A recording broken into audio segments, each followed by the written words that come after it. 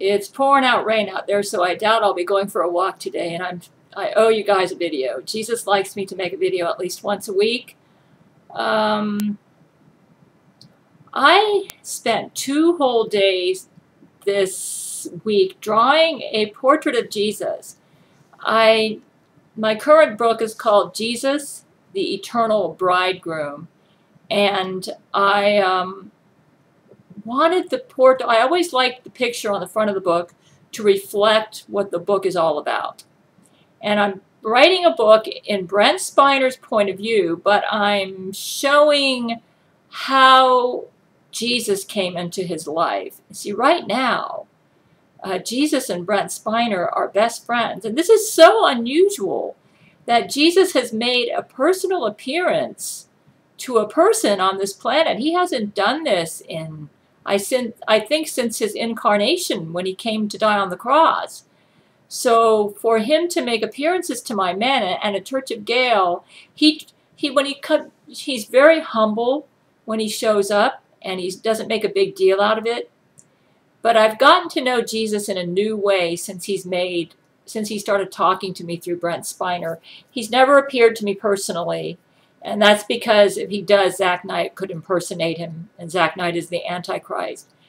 But I've come to see, I've lost a lot of my misconceptions about Jesus, and I feel I feel a responsibility to share with the world this Jesus that I've gotten to know since February 2012, when he first showed up in the middle of one of our church services and introduced himself to me with the words, "Well done, thou good and faithful servant." And you might say, how do you know this guy's not fake? Well, first of all, I know I'm speaking to the real Brent Spiner, and Brent wouldn't lie to me. So if Brent says that Jesus showed up, I believe him. And Jesus has done some pretty wild things with Brent. Like, one time, Jesus took Brent out somewhere, and on the way back, Jesus didn't want to mess with rush hour traffic, so he just flew the car above all the cars like a little airplane. And Brent said he was losing his balance. They were going so fast.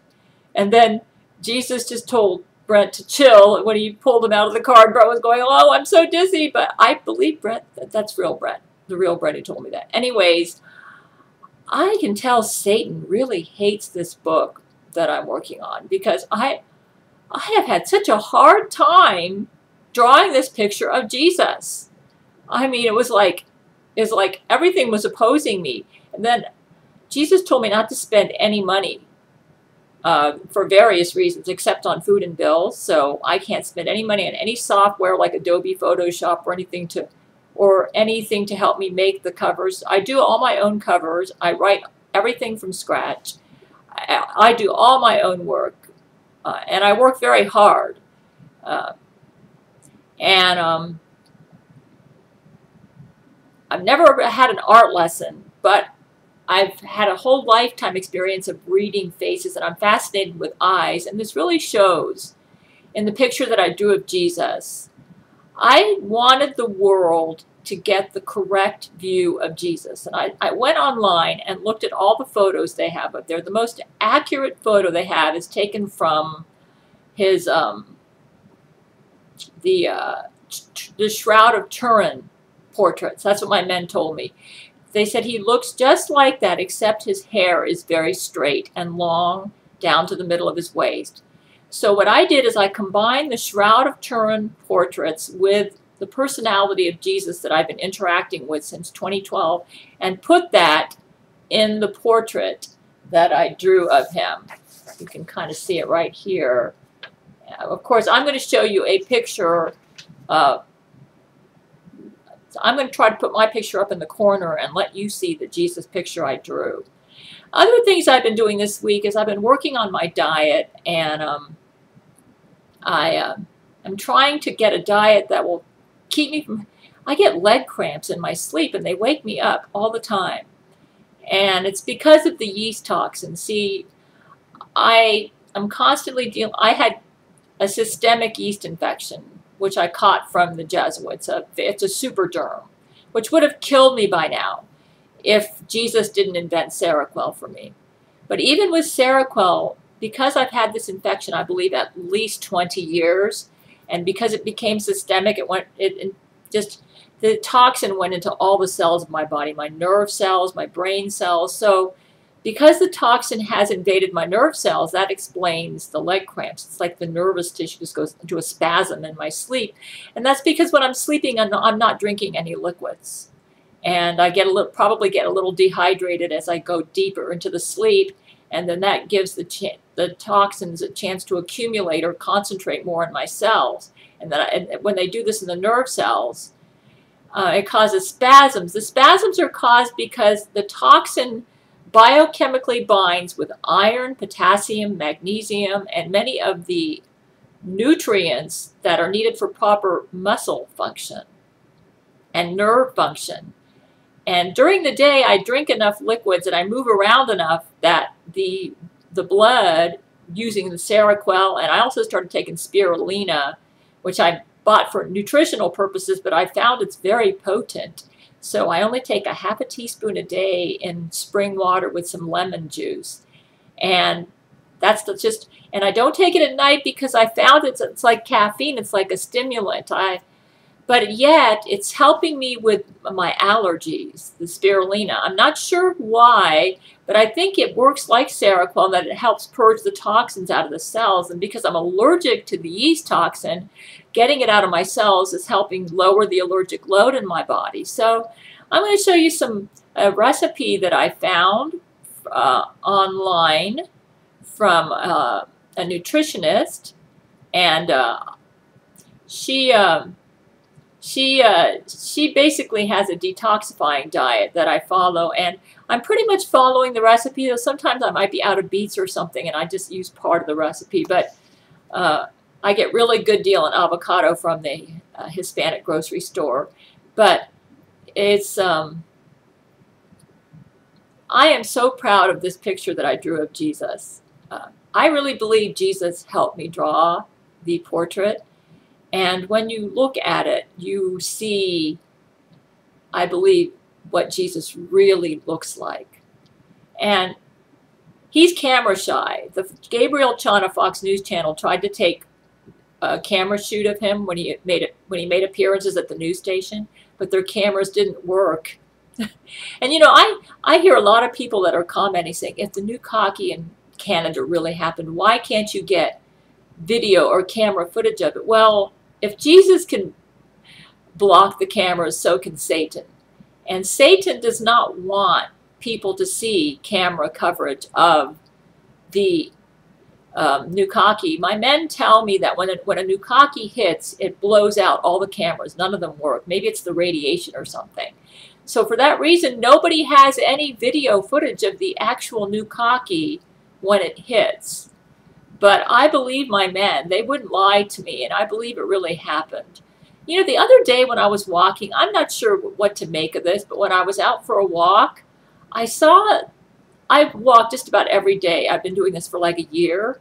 But the day before yesterday, I looked out and I saw these clouds that were shaped like penis clouds.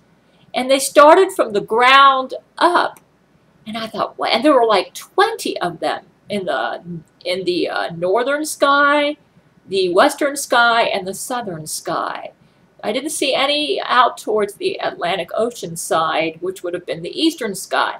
But they were big and huge, and they kind of like went up from the ground, and it looked kind of like the atomic mushroom clouds that you see when somebody drops a bomb, except there was no mushroom. It was shaped kind of like a penis, and they were kind of like going out in this direction and that direction, and I thought, oh, and they were huge. It looked like an explosion. And you know, I've been having really bad allergy symptoms yesterday and the day before yesterday. So, and sometimes these Nukaki, the Jesuits put germs in them, or they might put yeast in them or something to irritate me.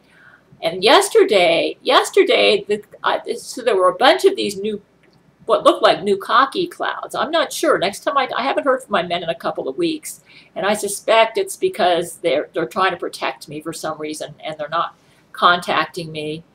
But brain to brain, Brent seems to tell me that Zach Knight's been going on a Nukaki rampage in Florida. He's trying to knock me out. But it looks like Jesus has been protecting me. And but I did see what looked like the vestiges or the leftovers of Nukaki explosion the day before yesterday. When I went out for my walk, I thought, oh, what strange looking clouds. I said, they're starting from the bottom. You know, clouds should be from the sky on down. Well, these clouds were from the ground on up. They look like, I'm going to show you, you know, some pictures of something that looks similar to what they look like, except they were fatter and they were shaped kind of like penises.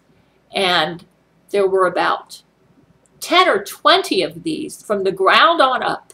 Especially bad in the western sky, which would have been right over like the Orlando area. So I don't know. And when, like I said, when Brent Spiner contacts me, which I know he will, because Jesus told me not to make a video until my men approved of it. So even though today is the 29th, this video may not go up till. I also allowed Jane Agnew or Tom McGovern to scan the video. Basically, Zach Knight's been putting stuff in the video to make the video make me appear crazy. He uses his video editing to go in there and mess up my videos using malware that he's somehow put into my computer. So Jesus doesn't want me to post any videos from now on unless it's been scanned by my men to make sure there's no malware there, so that the video presents like the way I made it. So anyways, I'm going to show you some pictures of the recipe I made. I eat pretty healthy, but even though I eat healthy, this yeast toxin does wreak havoc in my body, and I have to deal with the aftermath of having had a systemic yeast infection for over 20 years. The Seroquel helps, and the spirulina seems to be helping with allergies and with nutrition. I mainly bought it because I thought it was a blue-green algae that would give me some iron and B vitamins. But I find I can't take more than a teaspoon without getting overwhelmed with detox. So I might up it when my body gets used to the spirulina, but for right now, no more than a teaspoon a day, and in the morning or early after, or when I first wake up.